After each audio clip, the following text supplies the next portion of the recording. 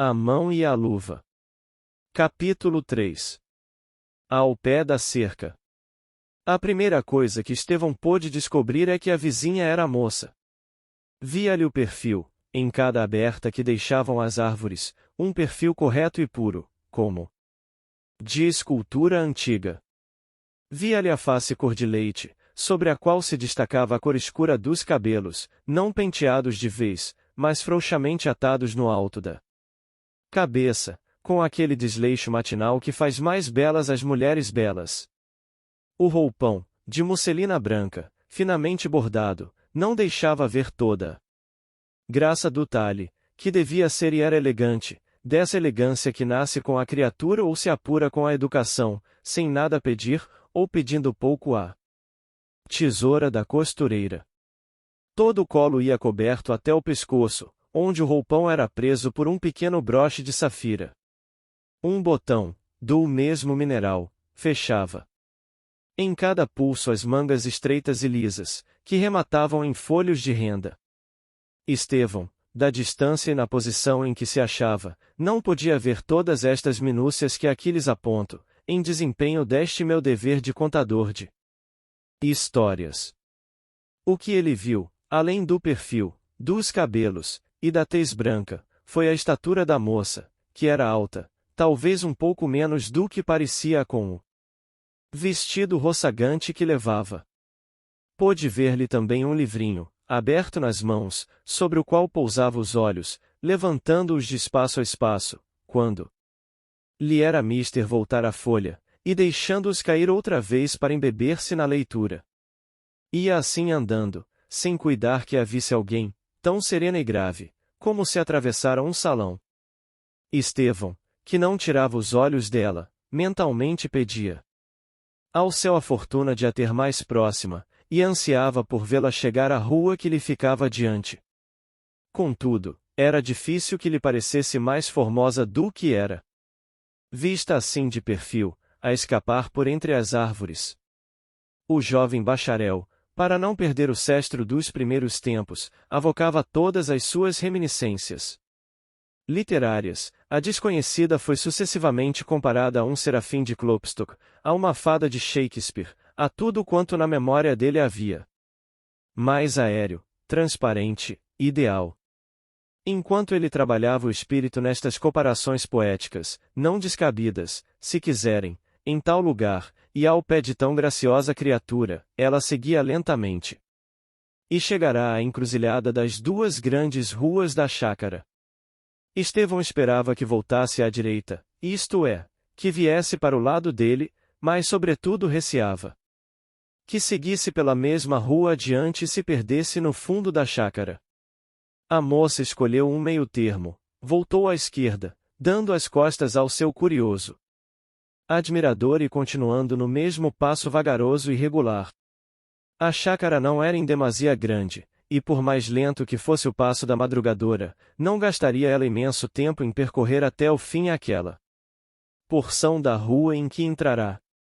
Mas ali, ao pé daquele coração juvenil e impaciente, cada minuto parecia, não direi um século, seria abusar dos direitos do estilo, mas uma hora lhe parecia, com certeza.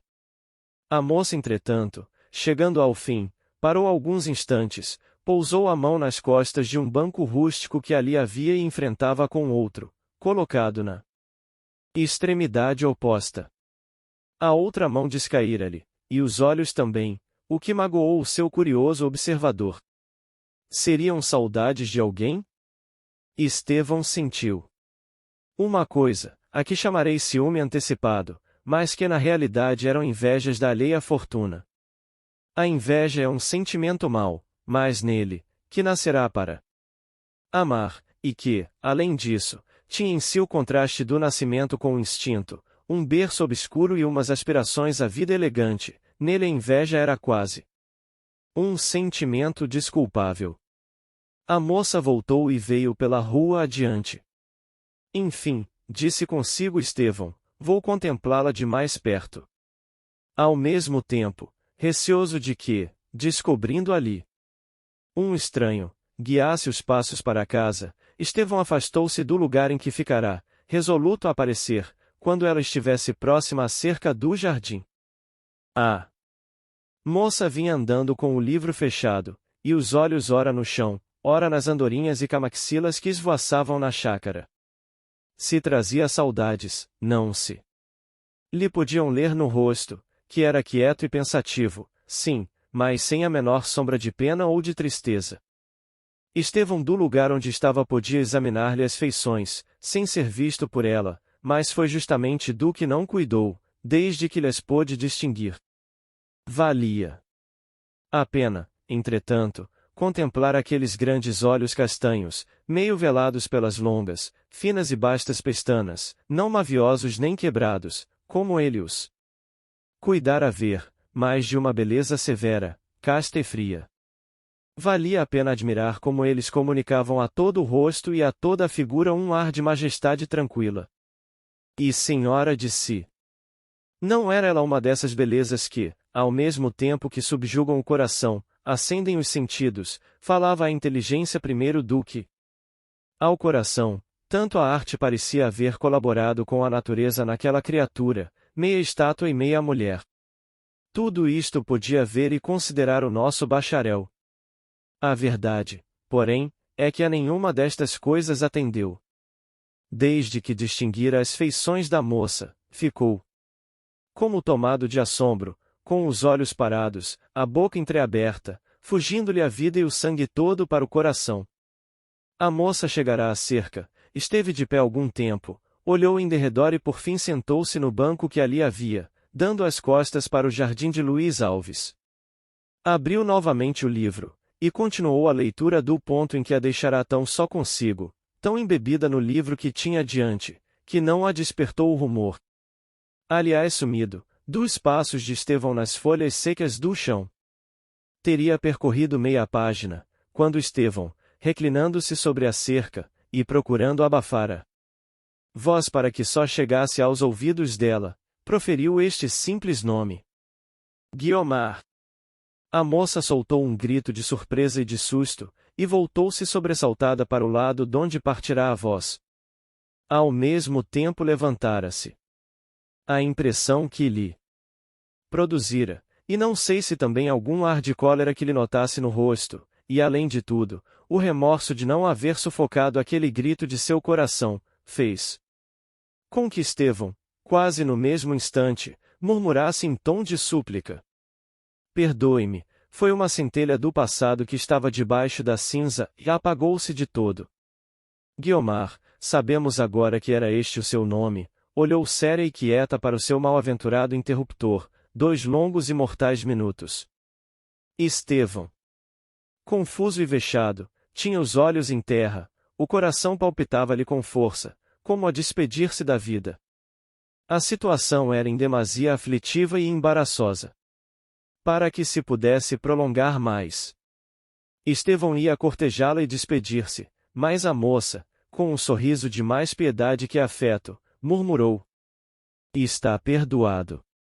Caminhou para a cerca e estendeu-lhe a mão, que ele apertou não é bem dito, em que ele tocou apenas, o mais cerimoniosamente que podia e devia naquela situação.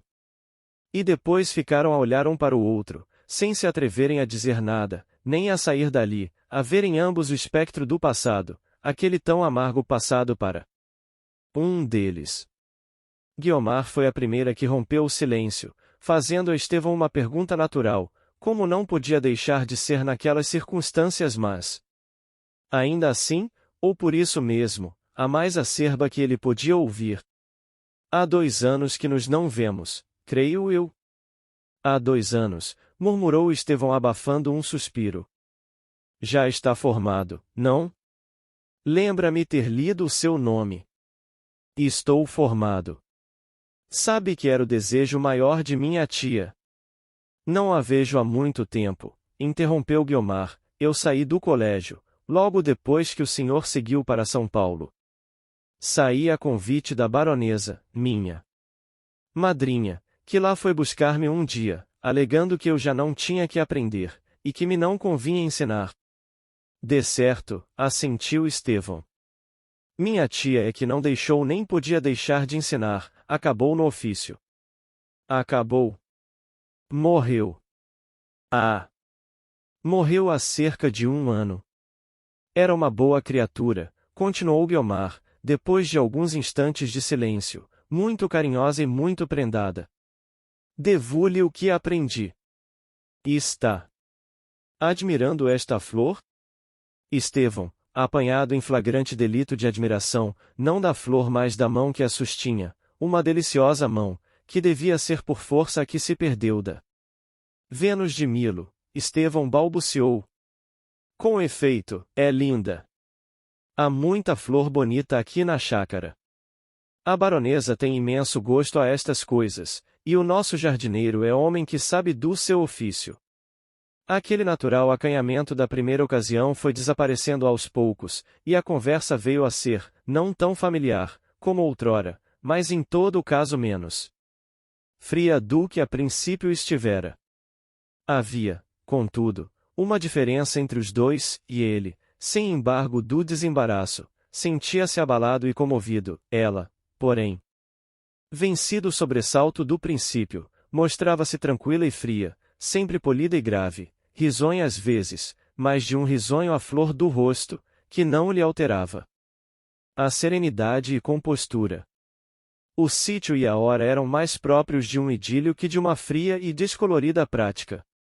Um céu claro e límpido, um ar puro, o sol a coar por entre as folhas uma luz ainda frouxa e tépida, a vegetação em derredor, todo aquele reviver das coisas parecia estar pedindo uma igual aurora nas almas.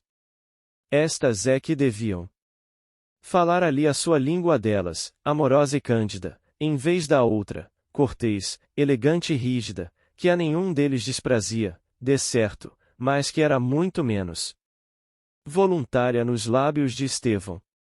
Guiomar falava com certa graça, um pouco hirta e pausada, sem viveza, nem calor. Estevão, que a maior parte do tempo ficará a ouvi-la, observava entre si que as maneiras da moça não lhe eram desnaturais, ainda que podiam ser calculadas.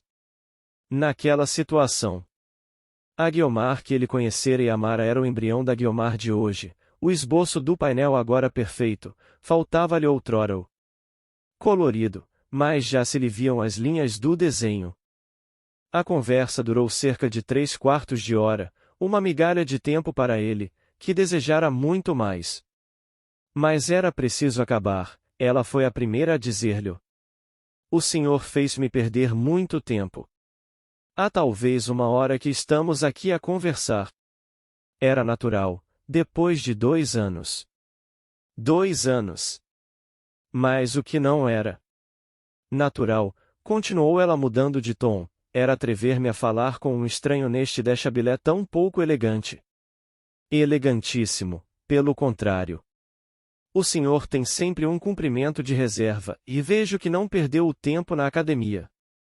Vou-me embora. São horas da baronesa dar o seu passeio pela chácara. Será aquela senhora que ali está no alto da escada? Perguntou Estevão. É ela mesma, respondeu Guiomar. Está à espera que lhe vá dar o braço. E com um gesto friamente fidalgo, estendeu a mão a Estevão dizendo: Passe bem, senhor doutor, estimei vê-lo. Estevão tocou-lhe levemente na mão, fina e macia, e inclinou-se respeitoso. A moça caminhou para a casa. Ele acompanhou-a com os olhos, admirando-a gentileza com que ela, desta vez a passo acelerado, resvalava por entre as árvores até subir as escadas da casa. Viu-a dar o braço à madrinha, descerem e seguirem vagarosamente pelo mesmo caminho por onde Guiomar seguirá da primeira vez. Estevão ainda ficou algum tempo encostado à cerca, na esperança de que ela olhasse ou dirigisse os passos para aquele lado, ela porém, passou indiferente. Como se nem da existência dele soubera.